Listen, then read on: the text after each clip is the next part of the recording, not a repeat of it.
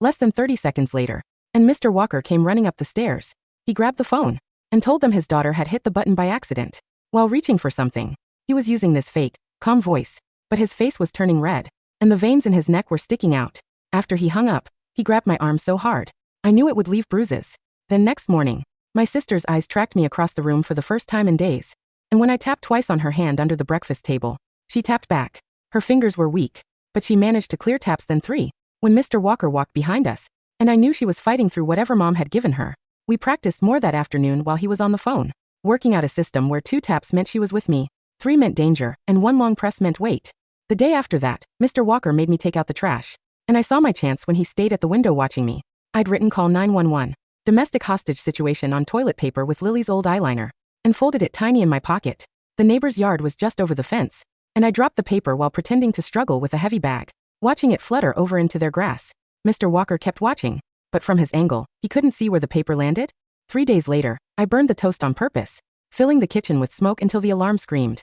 Mr. Walker came running, and his first reaction wasn't to check the fire, but to look out the windows at the neighbors' houses. Terrified someone would notice, he yanked the alarm off and threw it in the trash, muttering about nosy people who needed to mind their own business. That same afternoon, while he was on a long phone call about work, Mrs. Walker shuffled past me in the hallway and pressed something small and cold into my palm. It was a pair of nail scissors from her bathroom, tiny but sharp. I used them that night to cut the last threads holding my tracker, then kept them hidden in my sock. The next day, when Mr. Walker bent over to check the locks, I pretended to trip and grabbed his tool belt for balance, sliding the tracker into one of the pouches. While apologizing over and over, he shoved me away, but didn't notice the extra weight on his belt. At dinner that night, he made us all sit in our assigned spots and practice being a normal family, testing us on Lily's memories, while Mrs. Walker pushed food around her plate. I watched his fingers punch in the alarm code when we first sat down, memorizing the pattern. 4-7-2-9-1-3.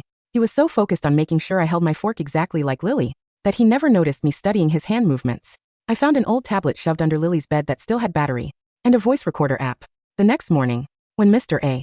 Walker cornered us in the kitchen and started screaming about what happens to girls who try to run, how Lily learned that lesson the hard way, I managed to hit the record button in my pocket. His whole rant about teaching us to be good daughters, about how nobody would believe us anyway, because Mom's paperwork said we were mentally ill, all of it got captured on that tablet. My sister was alert enough by then to help me search Lily's room. While he was in the garage, we found the bloodied necklace he'd shown me that first night, hidden in an old shoebox in the closet, along with strands of hair that looked ripped out. We wrapped everything carefully in tissue paper, and I sewed it into the lining of Lily's winter coat that hung in the back of the closet. The neighbor must have found my note, because I started seeing him outside more often, trimming bushes that didn't need trimming, walking his dog past our house 4 times a day instead of 2. He had a little notebook, and I saw him writing whenever Mr. Walker's car left or came back. Mr. Walker noticed too, and got paranoid, rushing to install heavy blackout curtains on every window, even the small bathroom one. That night, while he was sleeping, I crept to his nightstand, where he always left his phone charging. My hands were shaking so bad, I could barely work the emergency button. But I managed to whisper, 2 minors held hostage, before his breathing changed, and I had to run back to bed. The call log showed it went through for 14 seconds. Another piece of evidence that something was wrong at this house. Mrs. Walker stopped taking her pills completely after that, spitting them into tissues when her husband looked away, and her eyes got sharper every day. He started leaving kitchen knives in weird places when he wasn't around, tucked behind the toaster or under the dish towel by the sink. One morning, while he was reading his newspaper and complaining about something in local news, she looked right at me and mouthed the words, "Be ready." So clearly I couldn't mistake them. Something was shifting in that house, and we all felt it. Even Mr. Walker, who started checking the locks twice as often and installed a camera in the hallway. My sister and I kept collecting evidence, adding to our hidden stash whenever we could, knowing that soon we'd need every piece of proof we could. Yet Mr. A. Walker came into the kitchen the next morning, while we were eating breakfast, and dropped a bombshell on us. "Pack your things, because we're moving to my cabin in the mountains next week." My stomach dropped, because a remote cabin meant no neighbors and no escape routes. He kept talking about how nice it would be to have privacy as a family, while I tried not to panic. That afternoon, while he was in the garage, I wrote everything down on paper, every detail about what was happening to us, folded it as small as I could, and added some of the cash Mrs. and Walker had given me earlier. When I took the trash out, I tossed the note into the neighbor's mailbox and prayed he would find it soon. That night, my sister started shaking and gasping for air, a full panic attack that had her clutching her chest. I begged Mr. Walker to call an ambulance, but he just dragged us both down to the basement instead. "She just needs some quiet time," he said, while locking the heavy door behind us. The basement was cold and dark, but I remembered the vent I'd noticed during my earlier exploration of the house. My sister was still breathing hard, but she helped me drag an old table under the vent opening. Mrs. Walker's scissors were still in my pocket, and we started working on the screws holding the vent cover in place. The metal was old and painted over, so each screw took forever to loosen. Our fingers got cut and bloody from the sharp edges, but we kept working through the pain. Hours passed. We finally got 3 corners loose enough to bend the cover back. The opening looked just big enough for us to squeeze through, if we went one at a time. I boosted my sister at first, and she was halfway through when the basement door slammed open. Mr. Walker thundered down the stairs and grabbed my sister's legs, yanking her back down so hard she hit the concrete floor. He was screaming about ungrateful daughters, and how we were just like Lily, always trying to leave him. Mrs. Walker appeared in the doorway behind him, more alert than I'd seen her in days. While he ranted about teaching us respect, I grabbed the scissors and scratched not Lily deep into my forearm, where she could see it. Blood welled up immediately, and Mrs. Walker's face went from shock to something harder, more determined. She disappeared from the doorway, while her husband kept yelling about how we belonged to him now. A minute later, she came back, holding the cordless phone like a weapon. She brought it down hard on the back of his head, and he stumbled forward, stunned but not unconscious. "Fun," she screamed, shoving the phone into my hands. As we scrambled past him toward the stairs, the phone showed 911 already dialed and connected, so I gasped out our address while we ran. Mr. Walker was already recovering and chasing us up the stairs, his footsteps heavy behind us. We made it to the front door, but I remembered the alarm system, and deliberately punched in the wrong code once, twice, 3 times, until the system started shrieking, and I knew that the rest signal would bring police automatically. We burst outside into the cool night air, and found several neighbors already on their lawns. The alarm had woken everyone, and they were all staring at our house with concern and curiosity. The neighbor with the notebook was already on his phone, and I heard him telling someone about suspicious activity he'd been documenting. Mr. Walker came charging out after us, but stopped short when he saw all the witnesses watching. He tried to grab my sister anyway, but the neighbors moved forward, creating a barrier between us and him. "Stay back," one of them said firmly, while another held up their phone, recording everything that was happening. How did those sisters figure out all those clever tricks? With the tracker and the evidence? The way they use tap codes and work together, while pretending to be someone else's daughter, is inedible. I wonder if they planned it all, or just got really good at thinking fast when things got dangerous. More neighbors kept coming out of their houses, and someone said the police were already on their way. We could hear sirens getting louder, and Mr. Walker's face went from angry to scared, as he realized how bad this looked. 2 police cars pulled up first, then a third, their lights painting everything red and blue. The officers got out quickly, and immediately started separating everyone. To figure out what was going on, I handed the first officer Lily's diary, pages that I'd kept hidden in my clothes all this time. Then I pulled out the bloody necklace wrapped in tissue, and pointed to the scratches on my arm. That still spelled out my message. I told him about the tablet upstairs with Mr. Walker's recorded threats and showed him all my injuries, old and new. My sister was shaking, but she rolled up her sleeves to show her own collection of bruises and marks. The officer's face got more serious with each piece of evidence, and he called for backup and detectives immediately.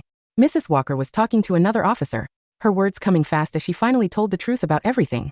Mr. Walker kept trying to interrupt, claiming we were mentally ill, but the officers weren't buying it anymore.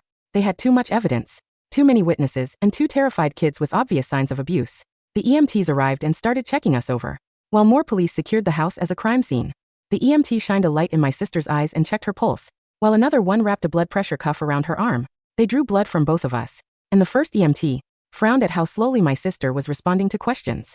She kept blinking and trying to focus, but her words came out slurred and confused. The EMT told the police officer that my sister showed clear signs of heavy sedation and needed immediate medical care. They loaded us both into separate ambulances. Even though I said I was fine, the ride to the hospital felt like forever, with the siren wailing and the EMT asking me questions about what drugs my sister might have taken. I told him about Mom's pills and how she'd forced them down our throats before deliveries. At the hospital, they wheeled us into the emergency room, where nurses hooked my sister up to monitors and started in 4. The beeping machines showed her heart rate was too slow, and her blood pressure was dropping. A doctor came in and ordered more blood tests, while nurses kept checking her pupils every few minutes. The doctors worked on my sister for what felt like hours, their voices sharp and urgent over the rhythmic beeping of the monitors. I sat in a plastic chair in the corner, clutching the hospital blanket so tight my knuckles turned white, refusing to let the nurse take Lily's diary or the nail scissors I still had hidden in my sock. I needed to know we were safe first. It was dawn when a detective finally sat down next to me. Her badge caught the fluorescent light, but her eyes were kind. "Your sister is going to make it," she said softly. "They managed to flush the sedatives out of her system. She's stable." The air left my lungs in a rush, a sob I'd been holding back for weeks finally breaking free. But the detective wasn't done. She placed a clear evidence bag on the small table between us. Inside was the tablet I'd hidden. "We listened to the recording," she told me, her voice turning hard as stone. "And we found the notes you dropped in the neighbor's yard. Mr. Henderson, your neighbor, He's been logging license plates and screaming matches for months. Between his notebook, your recording, and Mrs. Walker's confession, Arthur Walker isn't ever seeing daylight again. And Lily? I whispered, afraid to ask. The detective's expression softened with pity.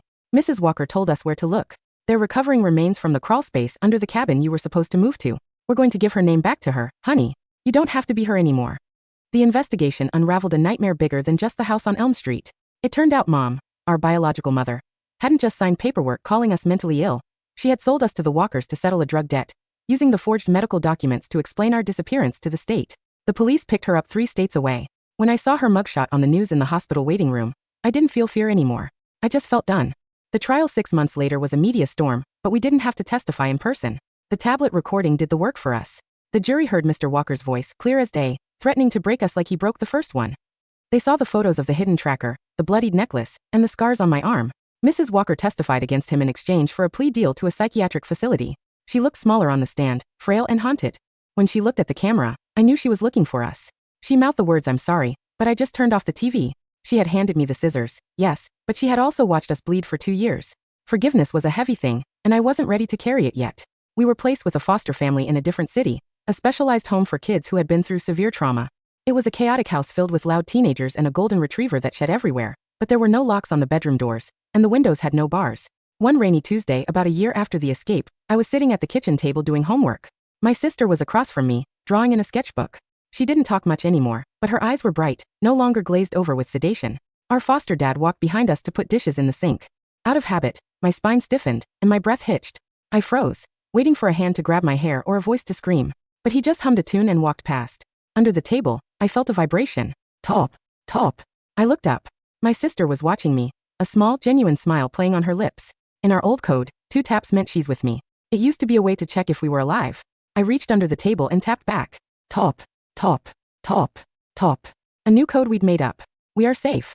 She went back to her drawing, sketching a picture of a house with the door wide open. I looked out the window at the rain washing the streets clean, finally letting myself believe that the monsters were in cages, and for the first time in forever, the future was blank page.